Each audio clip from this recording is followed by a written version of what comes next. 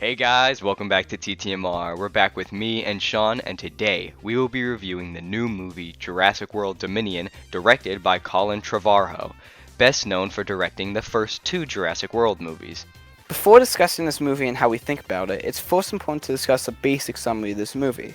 This movie begins with a news report discussing the role and interactions of dinosaurs in modern society, showing the effects of these colossal creatures as the message rolls over. Claire Deering and Owen Grady have been living in a remote mountain cabin in Sierra Nevada where they secretly care for Maisie Lockwood, who is Sir Benjamin Lockwood's clone granddaughter. The family is surprised when Owen's trained velociraptor, Blue, arrives unexpectedly with an offspring, with Maisie dubbing this new baby raptor Beta. Unknown to Owen and Claire, Biosyn, a corrupt engineering corporation led by Louis Dodgson, has targeted Maisie. Maisie, who was frustrated with being isolated from society, runs off as usual, but gets kidnapped by operatives of the leader of the organization of Biosyn, Louis Dodgson. What follows is the reappearance of an extinct species of giant locust, which is shown to show an incredible amount of growth in a small amount of time, and threaten the whole world's food supply.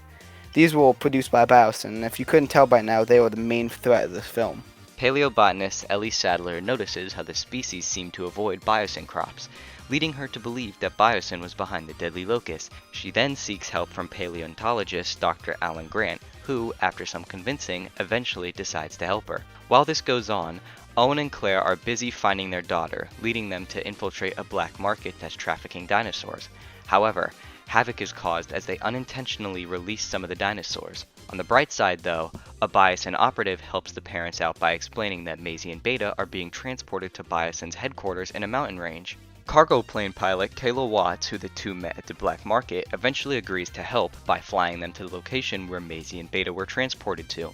Ian Malcolm, who now works for Biosyn, invites Alan and Ellie to the headquarters to secretly help investigate the locust problem. Biosyn Communications Director Ramsey Cole works with Ian, going against Biosyn operations. Geneticist Henry Wu, who has also joined Biosyn, is revealed to have created the locust to destroy rival crops, allowing Biosyn to be more competitive and dominating.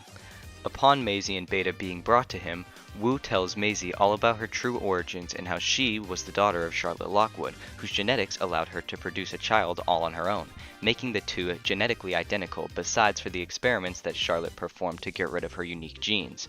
Due to this, Wu believes he can study them to eliminate what he regrettably started. Upon reaching Biosyn's airspace, a group of Quetzalcoatlists attack Kayla's cargo plane. Claire ejects while Owen and Kayla survive the crash landing. The three regroup after an encounter with a Therizinosaurus and a Pyroraptor. Back at Biosyn, Ellie and Alan steal a locust sample from the laboratory before rescuing Maisie from Wu's lab and escaping. Dodgson, who noticed the two on camera stealing the sample, ignited the locust laboratory in an effort to destroy the evidence. However, this fire spreads to all of the facility and surrounding wildlife to produce a hellish scene around Biosyn. Since Ian had exposed the operation, he's fired, which results in him helping Alan, Ellie, and Maisie out of the facility. Outside, all of our main characters meet. Dodgson then attempts to escape with dinosaur embryos via a monorail, but three Dilophosaurus kill him inside a tunnel. Our new group, after surviving a Giganotosaurus with the help of a Therizinosaurus and a T-Rex that slays the beast, rescues Wu, who claims to be able to eliminate the locust problems. Our main characters then escape the premises using a Biosyn aircraft, and Wu releases a modified locust that carries a pathogen he found while studying Maisie and Beta, eradicating the locust outbreak. Ellie and Alan now renew their relationship, planning to testify against Biosyn, now with Ian and Ramsey. Owen, Claire, and Maisie return home, where Beta is reunited with Blue. We are now told how dinosaurs learn to coexist with the current modern-day animals, ending on a high note as the main issues of the film are finally resolved. Alright, I have a lot of thoughts on this movie. First off, there is, at least in our opinion, too much going on in this film. The multiple plotlines can easily confuse any watcher and can also easily take the watcher out of the experience.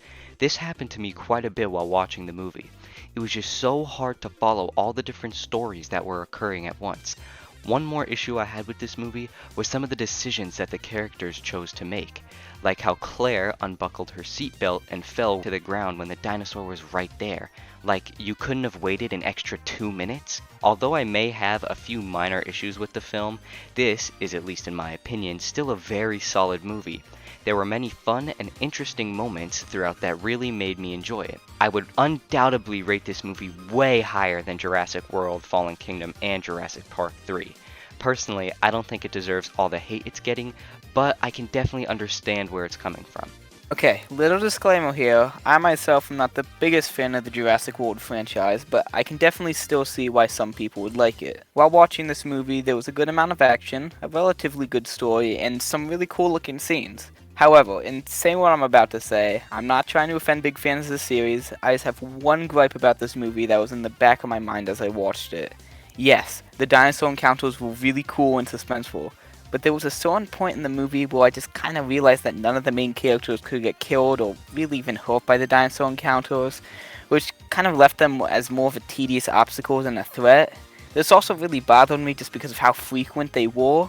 I feel like I need to repeat myself though in saying that I'm not the biggest fan of this franchise, so take what I say with a grain of salt if you are among the people who are like big fans of the franchise. Overall though, even with this, I found this movie quite fun to watch. Although some scenes were kind of ridiculous, I cannot say I did not have a fun time while watching it, and to some people that's really all that matters when you go watch a movie. Again, although I have many minor nitpicks with this movie, there are still a lot of good qualities to it. One of which being the suspense.